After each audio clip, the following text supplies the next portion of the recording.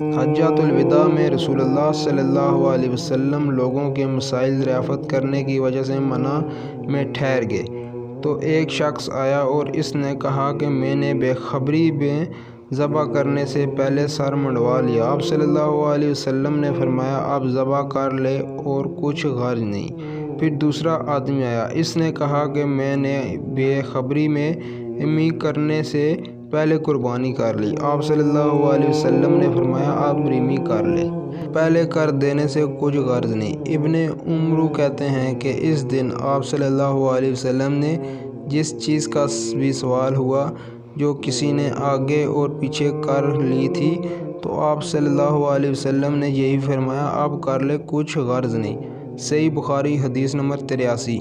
جانور وغیرہ پر سوار ہو کر فتویٰ دینا جائز ہے۔ کتاب علم کے بیان میں